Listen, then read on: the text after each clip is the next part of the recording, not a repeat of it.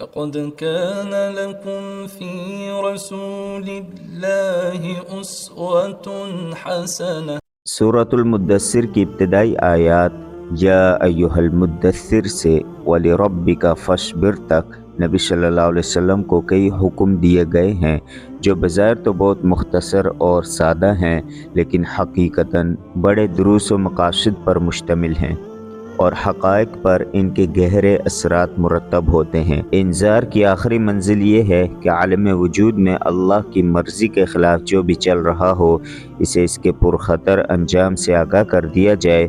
اور وہ بھی اس طرح کے عذاب الہی کے خوف سے اس کے دل و دماغ میں ہلچل مچ جائے۔ نمبر 2، رب کی بڑائی و کبریائی بجا لانے کی آخری منزل یہ ہے کہ روح زمین پر کسی اور کی کبریائی برقرار نہ رہنے دی جائے، بلکہ اس کی شوکت توڑ دی جائے اور اسے الٹ کر رکھ دیا جائے، یہاں تک کہ روح زمین پر صرف اللہ کی بڑائی باقی رہے۔ نمبر 3، کپڑے کی پاکی اور گندگی سے دوری کی آخری منزل یہ ہے کہ ظاہر و باطن کی پاکی اور تمام شوائب و الواس سے نفس کی صفائی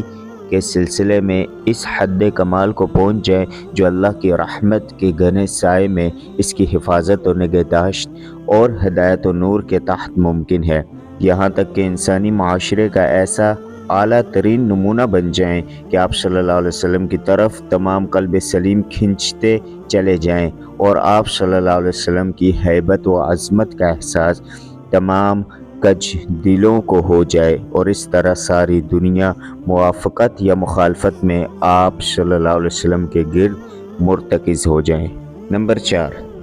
احسان کر کے اس پر کثرت نہ چاہنے کی آخری منزل یہ ہے کہ اپنی جد و جہد اور کارناموں کو بڑائی اور اہمیت نہ دے، بلکہ ایک کے بعد دوسرے عمل کے لیے جد و جہد کرتے جائیں اور بڑے پیمانے پر قربانی اور جہد و مشقت کر کے اسے اس معنی میں فراموش کرتے جائیں کہ یہ ہمارا کوئی کارنامہ ہے، یعنی اللہ کی یاد اور اس کے سامنے جوابدہی کا احساس اپنی جہد و مشقت کے احساس پر غالب رہے۔ نمبر 5، آخری آیت میں اشارہ ہے کہ اللہ کی طرف دعوت کا کام شروع کرنے کے بعد معاندین کی جانب سے مخالفت، استہزاء، ہنسی اور ٹھٹے کی شکلوں میں ایذا رسانی سے لے کر آپ صلی اللہ علیہ وسلم کو اور آپ صلی اللہ علیہ وسلم کے ساتھیوں کو قتل کرنے اور آپ صلی اللہ علیہ وسلم کے گرد جمع ہونے والے اہل کتاب کو نیست و نابود کرنے تک کی بھرپور کوششیں ہوں گی، اور آپ صلی اللہ علیہ وسلم کو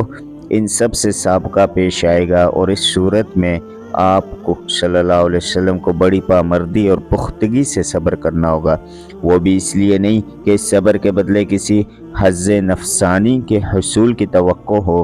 بلکہ محض اپنے رب کی مرضی اور اس کے دین کی سربلندی کے لیے۔ وَلِرَبِّكَ فَاصْبِرْ۔ اللہ اکبر! یہ احکامات اپنی ظاہری شکل میں کتنے سادہ اور مختصر ہیں، اور ان کے الفاظ کی بندش کتنی پرسکون اور پرکشش نغمگی لیے ہوئے ہے، لیکن عمل اور مقصد کے لحاظ سے یہ احکامات کتنے بھاری، کتنے باعظمت اور کتنے سخت ہیں،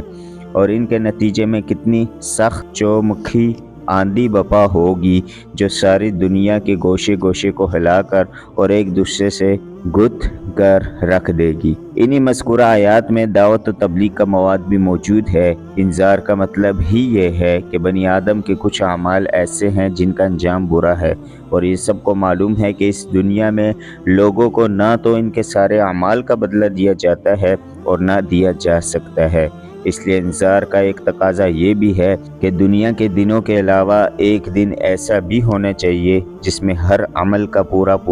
اور ٹھیک ٹھیک بدلہ دیا جا سکے۔ یہی قیامت کا دن جزا کا دن اور بدلے کا دن ہے۔ پھر اس دن بدلہ دیے جانے کا لازمی تقاضا ہے کہ ہم دنیا میں جو زندگی گزار رہے ہیں اس کے علاوہ بھی ایک زندگی ہو۔ بقیہ آیات میں بندوں سے یہ مطالبہ کیا گیا ہے کہ وہ توحید خالص اختیار کریں، اپنے سارے معاملات اللہ کو سونپ دیں۔ اس طرح دعوت و تبلیغ کے مواد کا خلاصہ یہ ہوا: الف، نمبر 1 توحید، نمبر 2 یوم آخرت پر ایمان، نمبر 3، تزکیہ نفس کا اہتمام، یعنی انجام بد تک لے جانے والے گندے اور فحش کاموں سے پرہیز، اور فضائل و کمالات اور اعمال خیر پر کاربند ہونے کی کوشش۔ نمبر 4، اپنے سارے معاملات کی اللہ کے حوالگی و سپردگی۔ نمبر 5، پھر اس سلسلے کی آخری کڑی یہ ہے کہ یہ سب کچھ نبی صلی اللہ علیہ وسلم کی رسالت پر ایمان لا کر آپ صلی اللہ علیہ وسلم کی بعظمت قیادت اور رشد و ہدایت سے لبریز فرمودات کی روشنی میں انجام دیا جائے۔ پھر ان آیات کا مطلع اللہ بزرگ و برتر کی آواز میں ایک آسمانی ندا پر مشتمل ہے، جس میں نبی صلی اللہ علیہ وسلم کو اس عظیم و جلیل کام کے لیے اٹھنے اور نیند کی چادر پوشی اور بستر کی گرمی سے نکل کر جہاد و کفاح اور سعی و مشقت کے میدان میں آنے کے لیے کہا گیا ہے۔ یا ایھا المدثر قم فانذر، اے چادر پوش اٹھ اور ڈرا۔ گویا یہ کہا جا رہا ہے کہ جسے اپنے لیے جینا ہے وہ تو راحت کی زندگی گزار سکتا ہے، لیکن آپ صلی اللہ علیہ وسلم جو اس زبردست بوجھ کو اٹھا رہے ہیں تو آپ کو نیند سے کیا تعلق، آپ کو راحت سے کیا سروکار، آپ کو گرم بستر سے کیا مطلب، پرسکون زندگی سے کیا نسبت، راحت بخش ساز و سامان سے کیا واسطہ۔ آپ اٹھ جائیے اس کار عظیم کے لیے جو آپ صلی اللہ علیہ وسلم کا منتظر ہے، اس بار گراں کے لیے جو آپ صلی اللہ علیہ وسلم کی خاطر تیار ہے۔ اٹھ جائیے جہد و مشقت کے لیے، تکان اور محنت کے لیے اٹھ جائیے کہ اب نیند اور راحت کا وقت گزر چکا،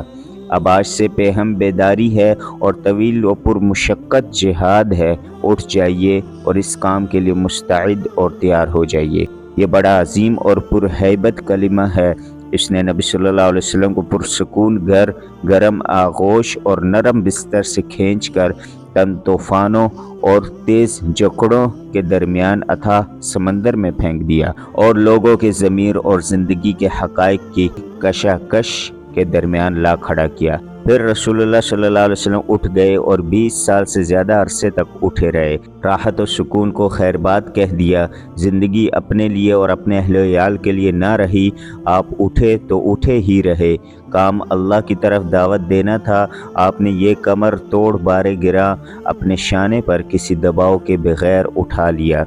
یہ بوجھ تھا روئے زمین پر امانت کبریٰ کا بوجھ، ساری انسانیت کا بوجھ، سارے عقیدے کا بوجھ اور مختلف میدانوں میں جہاد و دفاع کا بوجھ۔ آپ نے 20 سال سے زیادہ عرصے تک پہم اور ہمگیر معرکہ آرائی میں زندگی بسر کی، اور اس پورے عرصے میں، یعنی جب سے آپ صلی اللہ علیہ وسلم نے وہ آسمانی ندائے جلیل سنی اور یہ گراں بار ذمہ داری پائی، آپ کو کوئی ایک حالت کسی دوسری حالت سے غافل نہ کر سکی۔ اللہ آپ صلی اللہ علیہ وسلم کو ہماری طرف سے اور ساری انسانیت کی طرف سے بہترین جزا دے۔ دعوت کے ادوار و مراحل۔ ہم نبی صلی اللہ علیہ وسلم کی پیغمبرانہ زندگی کو 2 حصوں میں تقسیم کر سکتے ہیں جو ایک دوسرے سے مکمل طور پر نمایاں اور ممتاز تھے۔ وہ 2 حصے یہ ہیں: مکی زندگی تقریباً 13 سال، مدنی زندگی 10 سال۔ پھر ان میں سے ہر حصہ کئی مرحلوں پر مشتمل ہے اور یہ مرحلے بھی اپنی خصوصیات کے اعتبار سے ایک دوسرے سے مختلف اور ممتاز ہیں۔ اس کا اندازہ آپ صلی اللہ علیہ وسلم کی پیغمبرانہ زندگی کے دونوں حصوں میں پیش آنے والے مختلف حالات کا گہرائی سے جائزہ لینے کے بعد ہو سکتا ہے۔ مکی زندگی 3 مرحلوں پر مشتمل تھی۔ پس پردہ دعوت کا مرحلہ 3 برس، اہل مکہ میں کھلم کھلا دعوت دین کا مرحلہ 4 سال نبوت کے آغاز سے 10ویں سال کے اواخر تک، مکہ کے باہر اسلام کی دعوت کی مقبولیت اور پھیلاؤ کا مرحلہ 10ویں سال نبوت کے اواخر سے ہجرت مدینہ تک۔ مدنی زندگی کے مراحل کی تفصیل اپنی جگہ آ رہی ہے۔